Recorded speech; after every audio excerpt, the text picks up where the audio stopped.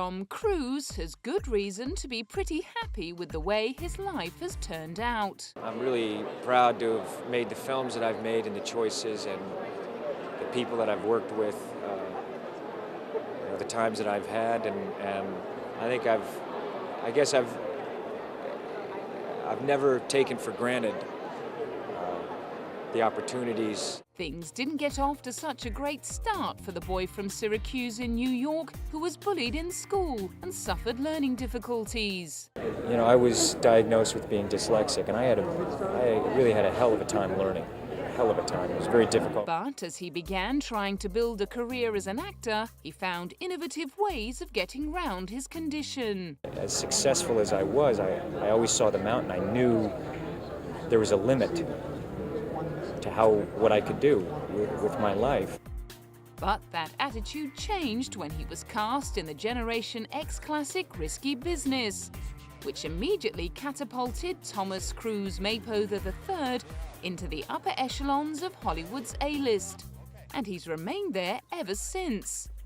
Perhaps one of the secrets to his enduring success lies in his deep commitment to every project he undertakes.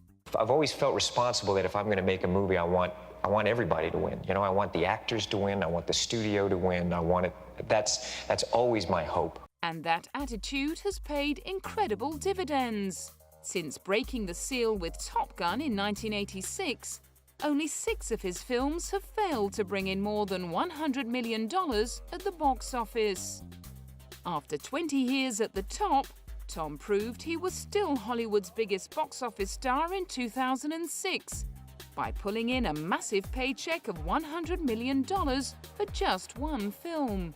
The $100 million figure for Tom Cruise, that's from War of the Worlds. And Tom Cruise is such a huge star these days that not only does he make a really nice salary up front, but he also gets a big portion of the profits of the movies he makes. So because War of the Worlds did so well, he made about $100 million from that movie alone. Not that Tom would say it's ever been about the money. You know, when you look at the career, I've always played very different characters. You know, they've all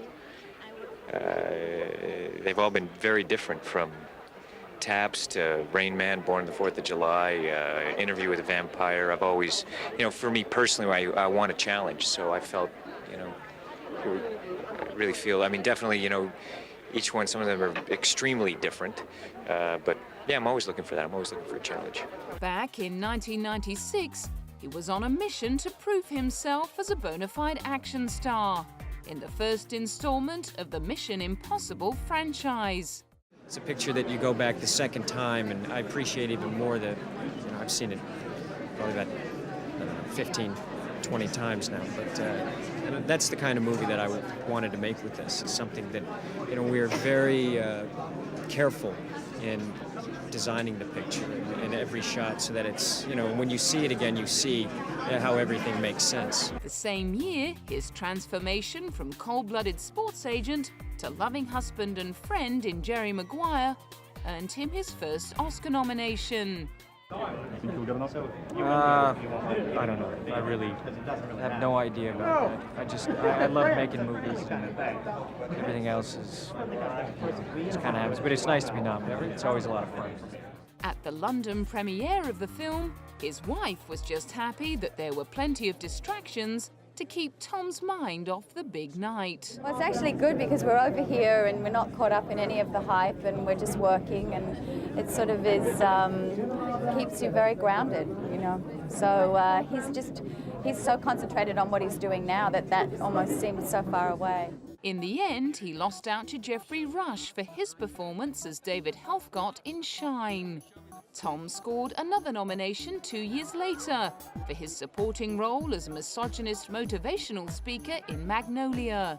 But his biggest challenge in the lead-up to the new millennium was undoubtedly starring alongside Nicole in Stanley Kubrick's last film, Eyes Wide Shut. And to have the opportunity to work with him just alone was unbelievable to me. And then to be able to share that with my wife and have the two of us go through this experience together is something that I will carry on for the rest of my life as a dream that came true. Working with the director of classics like A Clockwork Orange and The Shining, who'd gained a reputation for putting his actors through the mill, turned out to be as much pleasure as pain. You know, when you're working with him, it really wasn't convoluted or complex necessarily, you know, in terms of his communication, but he was incredibly intelligent, and he was not at all pretentious about it. He didn't try to, you know, throw it in your face. He was very down to earth. The film's theme of sexual obsession and depictions of orgies led to heavy censorship in the US, but made it the most hotly anticipated film of the year. This is very exciting for me to be here tonight and to be able to share this picture with you.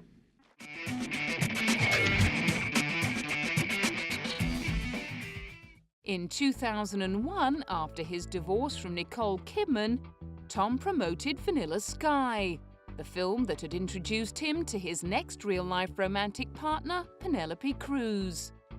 By now, he'd become such a bankable star that he was commanding a huge percentage of his film's profits on top of his $20 million salary.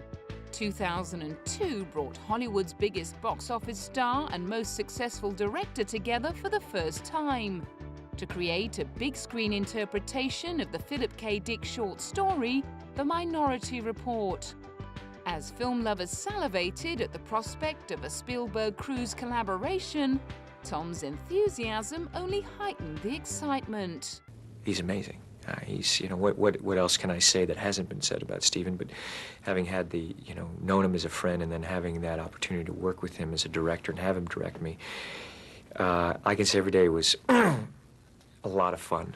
It was exciting and surprising. He's just a master storyteller. The blockbusting sci-fi thriller set in 2054 depicted a Washington, D.C. where murder has been eliminated, thanks to the visions of three psychic beings who can accurately predict when a murder is about to be committed. On the strength of their evidence, the guilty are caught, convicted, and punished before they can commit the crime.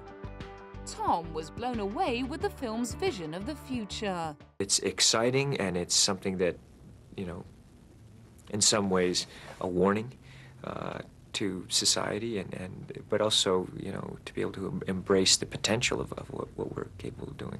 The enormous scope of the $140 million film, which introduced viewers to technologies that have since been developed in the real world, required incredible commitment from everyone involved.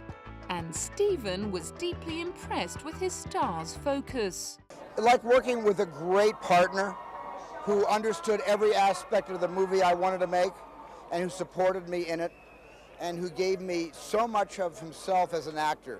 He just gave me everything he had as an actor, and whenever I needed it, he was there for me. But he was there for me 15 years as my friend. And it was great that friendship leaked into the movie and became part of why he's so good in the film. Swamped by fans at the London premiere of the movie, Tom remained as touched as ever by their devotion. I don't ever expect it, and when it happens, it's really lovely. My days aren't like this every day. I don't wake up and, you know, go to work. It's not like this all day, so it's fun. In fact, Tom is well known for his graciousness, taking the time to work the long lines of fans who have queued for hours for autographs. For me, I look at people come out to say hello to me, and not only is it bad manners not to say hello, but it's something that I enjoy. These people come out and say, hey, they're just so warm. How can you not want to go and say hello? I like people. In 2004, the culture he was privileged to explore was that of 19th century Japan for his film The Last Samurai, in which he played an American captain who becomes immersed in the spirit of ancient samurai. The role called for some very rigorous preparation. I trained for 8 months prior to shooting the film, and I was fortunate enough to have these guys who were very generous with me and helped me considerably. Both of them are, you know, he's incredibly athletic. And I ended up, I put on 20 pounds for the movie for the character and also to be able to carry the swords and to wear the armor. But I had to change my whole body, which it was great because as I was developing the character and learning and studying, my body was changing and I was becoming more and more the character of Algren. His extraordinary dedication to the role earned him a Golden Globe nomination and great respect from the film's director Edward Zwick. Everything that he gets in terms of the attention is deserved, because when you work as hard as he does, and he's committed for 2 years to this, and it was a commitment that was physical and emotional and very intense. So obviously I'm very happy for him. Then, after playing an assassin in the Michael Mann thriller Collateral, it was straight down to the business of bringing H.G. Wells' classic novel War of the Worlds to the big screen, with his old buddy and Minority Report collaborator Steven Spielberg.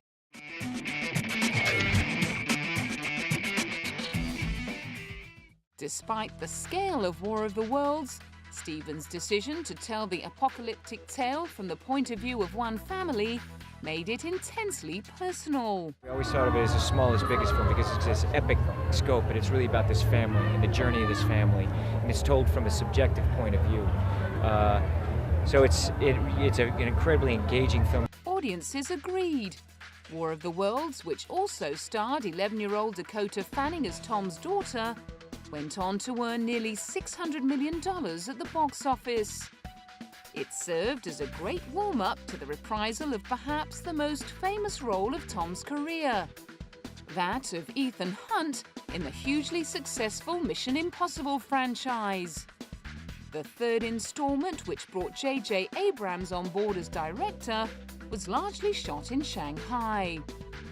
As usual, Tom insisted on doing all of the film's stunts himself. These stunts I trained specifically for this movie. When I was doing War of the Worlds, when I was shooting War of the Worlds, I was training for Mission 3. Wow, that early? You had to. I've been training over a year for some of the stunts that I had to do. That's unbelievable. Even when you see the stunt in Shatang, I mean, there's a jump that I had to make. It was about an 8-foot jump onto a little railing, and I had to land like that. You know, if you turn an ankle, or you could break your knee. Right. Wow, the water just wouldn't have been good. He got to take a well-earned break from danger in his next role as a Republican senator in the terrorist drama Lion for Lambs in 2007, and gave Tom the chance to work with two legends of cinema. You're going to walk away with your interpretation. It's a picture about raising awareness and raising responsibility. And it's also, for me as an actor, I get to work with Robert Redford and be directed by Robert Redford and work with Meryl Streep. He also had a great time on the set of his next film, a Ben Stiller comedy that also starred Jack Black and Robert Downey Jr. Tropic Thunder gave Tom the chance to let his hair down and play a hot-headed studio executive, complete with fat suit, bald head and fake hands, before focusing on the task of playing the leader of a failed plot to kill Adolf Hitler during World War II. But despite the serious nature of the subject matter in The Valkyrie, his co-stars insisted Tom was plenty of fun on set. I mean, I had a lot of fun with him. We had a few dancing lessons, and I couldn't stop laughing. I pissed my pants, like, almost. I mean, really, I have a big mouth now, but when I first met him, I blushed like for 2 minutes non-stop. It was really, it came from my neck. It was not charming anymore, but he took it all away. He was really the sweetest, most supportive colleague you could think of. Well, I mean, he's modest in that regard. I mean, but so am I. But I mean, he certainly likes company. He's a very gregarious guy. Since then, he's thrown himself back into the action with rom-com queen Cameron Diaz in Night and Day. And according to critics, he's got a few more action man roles left in him yet. There will be a time where he doesn't look as boyish and youthful as he does now, and where he'll have to start considering taking roles that are a little bit more middle-aged man roles. I think he is lucky. He's got a couple more years before he has to worry about that.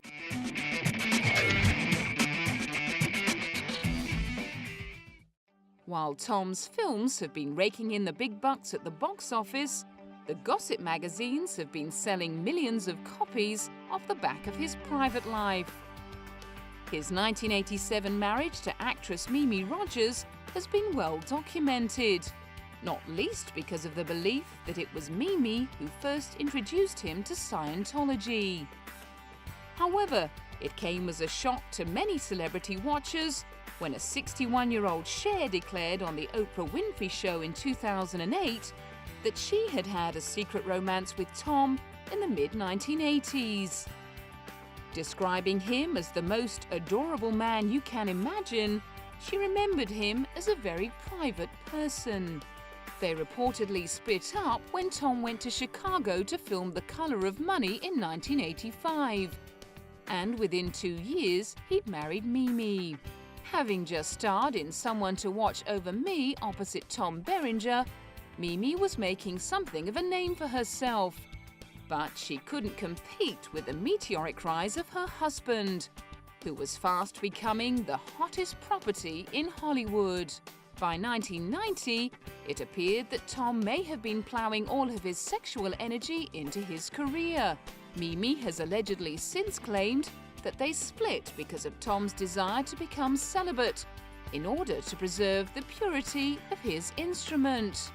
Whether he maintained that purity after meeting Nicole Kidman on the set of their film Days of Thunder later in the year is a matter of conjecture.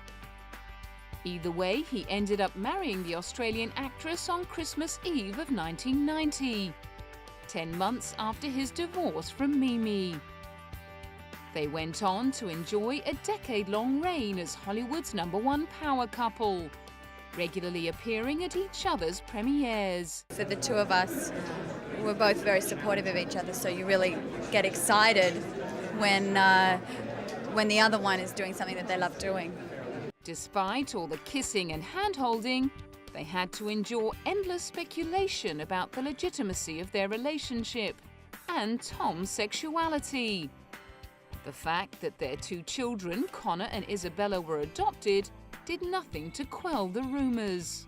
Tom and Nicole's attempts to stop tongues wagging resulted in a libel case against a British tabloid that claimed their marriage was a sham to cover up his and quite possibly her homosexuality. They won the case and were awarded around £100,000 each in damages. After years of rumours and gossip, when they starred together in the 1999 erotic thriller Eyes Wide Shut, audiences couldn't wait to see for themselves whether they exuded any heat between the sheets. In the end, it was hard to say, because although the film in which they played husband and wife was about sex, it wasn't intended to be sexy in its exploration of their characters' sexual dysfunctions. I mean, the film is about sex, but it's about so many other things as well, and I think that it got blown out of proportion, actually. Well, there's sex in it. I don't necessarily think it's about sex. It's about sexual obsession and relationships and, the dynamic of marriage and... It turned out to be a moot point anyway, as another year later, just 10 days before their 10th anniversary, came the surprise announcement that Tom was divorcing Nicole. And while Nicole was reportedly still reeling from the shock of the sudden split, Tom had already moved on to his next high-profile relationship with his Vanilla Sky co-star, Penelope Cruz. Despite their conflicting work schedules, Tom was determined to remain in constant close contact with the Spanish actress. I mean, we're not away from each other that much, There's moments, a couple weeks here and there, but I have kids and family, and there's a telephone and there's fax, and it's really wonderful, actually. New to the international spotlight, poor Penelope was finding all the scrutiny of her love life rather overwhelming. You can find a way to protect yourself and to have your private life, and without that you have nothing. So of course you manage and find a way, and sometimes it's difficult, but you can do it. When the end of the line came in early 2004, Tom's publicist claimed that the relationship had simply run its course and that they were still good friends. That left Tom on the hunt for his next red carpet romance.